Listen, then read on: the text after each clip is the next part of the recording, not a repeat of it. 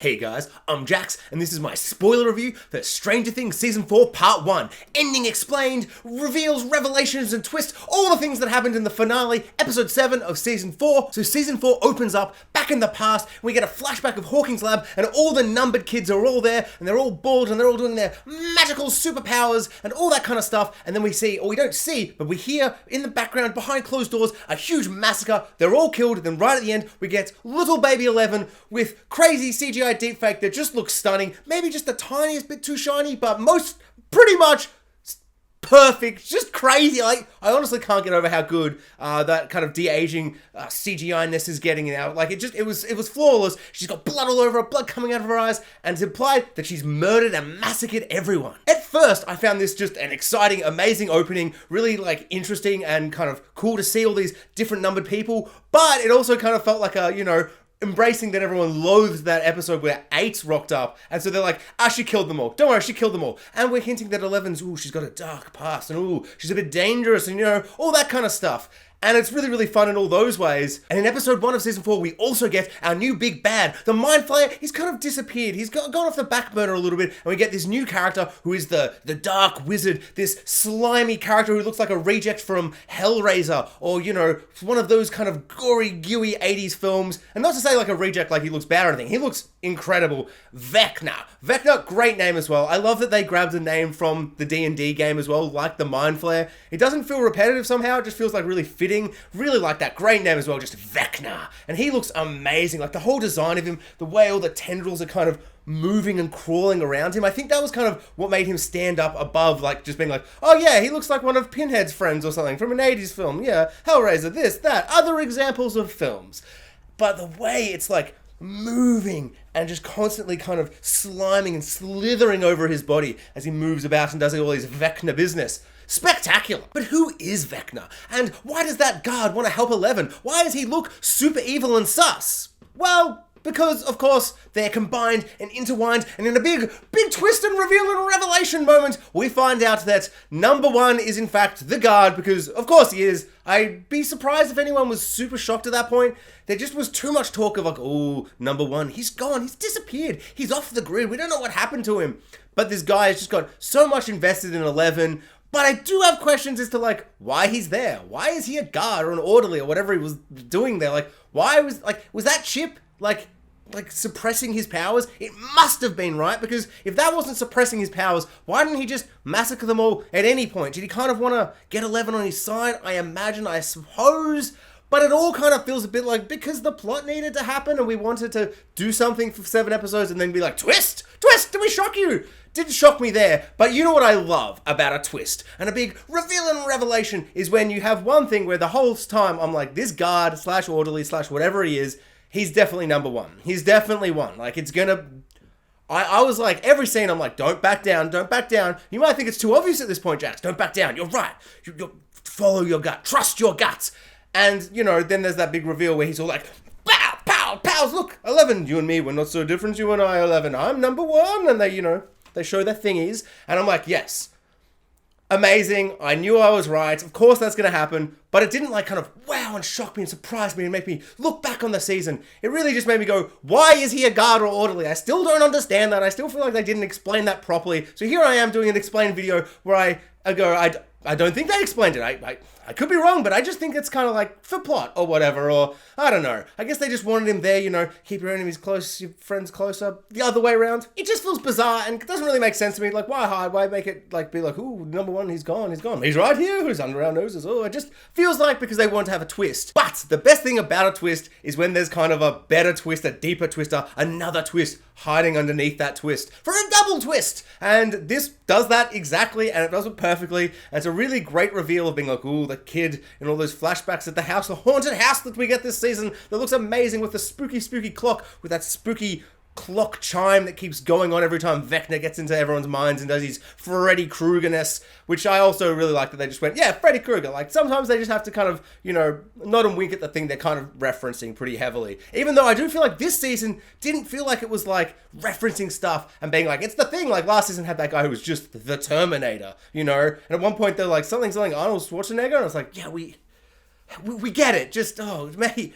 yeah, maybe a little bit too strong there. This season just felt like it was kind of less like 80s. Remember the 80s? Even though Vecna's super character from the 80s, it just kind of felt like, but I'm saying that, but it's maybe that I'm just so invested in these characters and so invested in this universe at this point, and the Duffer Brothers feel like they're confidently and, in charge of what they want to do and say and make this show feel like and be. And this season is easily the most accomplished. It's the most kind of like big scale and epic and grand, and it's the funniest. It's maybe the scariest. It's probably not the most emotional. I think season 1 will always be the most emotional with, Will's mother looking for Will in the Upside Down. And before we kind of knew what it was going to be, that was quite intensely emotional, which I don't think they've ever really kind of been able to get back to. But back to Ending Explained! So guard / orderly / whatever he was is number 1. But number 1 turns out to be Vecna. And I love this because they keep calling him like a dark sorceress, a dark wizard. And it's kind of fun to then be like, yeah, because like Elle's like the light wizard. She's like the Gandalf of this or whatever.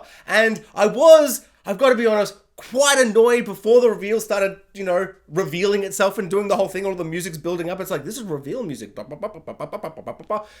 had that whole 10-minute scene.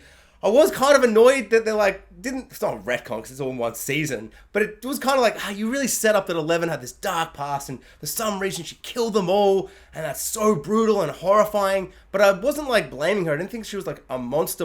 It felt like something where they probably forced her to do it. Her powers unleashed in a way she couldn't control, maybe Dark Phoenix style or something like that. I don't know. This kind of felt like a bit kind of cheap to be like, actually, she just stopped the bad guy. The bad guy killed everyone and she's bleeding because he almost killed her. And then she's like, actually, I'm more powerful. And, she beats him that way. And it just feels like, that feels a little safe. And my only criticism, because I love this season, it's probably the best one yet. My only criticism is that a couple of times throughout the series, when they get a killer main character, that goes, let's just be a little safe and let's not kill the main characters. And doing the little switcheroo of being like, 11's a murderer, oh no, and holding that over the whole season, and when she like hits that girl with the thingy and she's bleeding and you're like, the dark past, it's creeping back to the surface and, all that kind of stuff. At the end, it's like, actually, no, the whole back half of her season, she gets her beautiful mullet shave. And also that moment, that's probably the most heartbreaking moment of the season, is when she's got her glorious mullet, just looking incredible, just so awesome and just fantastic. And then they shave it all off. So and it makes sense. I understand why you want to take it back to, season 1, bald 11, and kind of give us back those feelings and that vibe and kind of take that character back as she kind of remembers stuff from that time. And then you got all these, intercutting shots of little baby CGI 11 and then older 11 but she's bald and all that kind of stuff. But I'll miss that mullet. I'll miss her mullet so much. Like it's the biggest death we've had so far. So number 1, our original superhero, kind of always a supervillain, turns full supervillain, kills everyone. Then our superhero 11 pushes him, melts him, disintegrates his body, and then throws him into the first portal, ripping open a dimensional portal thingy, a Hell's Mouth gate thingy, into the Upside Down. And it's a really, really awesome moment of him just hurtling through this crazy dimension of fire and smoke and mountains as the lightning's exploding and shattering on into him and ripping him apart, turning him into ugly, slimy, slithery slug boy Vecna. And Vecna, just that design, I just can't get over that design. Like, I've loved all the designs, like the first season, the big mouth being like, I'm a demigorgon mouth thingy. And then the second season, it's like, more of them. It's like, yeah, cool. Alien to aliens. Sure, fine. But then the slime monster, the slimy flesh oozy monster just disintegrating bodies into slime and being a big monster. And it was like getting bigger and bigger. And I was afraid this season it was going to go big, big, big and just do another big slime monster, but bigger, But it brought it back down to this human character. And I really like it. I like that he was humanoidy. And then at the end of the season, with the reveal that he is number 1, he's 11's arch nemesis. She's Batman and he's the Joker, or more specifically a Spider-Man Venom thing, because they both got the same powers where they both go like, and we get a classic moment of the superhero and the supervillain, and they both look at each other and they both have the same power, and they're like, you're not so different, you and I, but I'm evil, and she's like, but I'm good, and they're like, you've seen it, Harry Potter, Voldemort's other things, Spider-Man, you've seen it. We've all seen it before, but I think in that moment, realizing how excited and how amazing it is to see all these things, to see that first portal open, see him hurtling in, the reveals and revelations of it all, I suddenly realized how invested in this show I am, how much I love all these characters, how much I think they've kind of brought 11 back from kind of the brink of being one of the most, least interesting characters. Like in season 1, the standout, the best character. Just so amazing. Season 2 felt like they just struggled to kind of figure out what to do with her. Then they sent her off to number 8 and her gang of I don't even think I finished that episode. I think I fell asleep and never went back. I don't know. It's so bad. I hate it so much. And then she's a goth and she's like, I'm a goth. Season 3 kind of starts working its way back to making 11 super awesome and interesting. But taking away her powers, getting her back into school and fully realizing school, getting bullied, really awful, intense stuff. And then shaving her gorgeous mullet off and then bringing her back down to that season 1 kind of thing and building back her powers, revealing all this kind of origin stuff. It was amazing. I really think it's spectacular stuff. They've done such great lengths to kind of bring her back to that character that we knew and loved, while also kind of keeping all these things and embracing the fact that they've all gotten older. Sometimes, the first few episodes of each season, you're like, they're pretty old, they're looking pretty different. But then as the season gets on, you kind of forget how old they were last season. But seeing 11, a little baby CGI 11, just switching back and forth and all these scenes and mirror shots and all that stuff, it was really, really great. It's so amazing to see how far 11 has come as a character and as a person just growing up, and it's an absolute delight. I can't believe this was just 7 out of 9 episodes. It really does feel like the end of a season.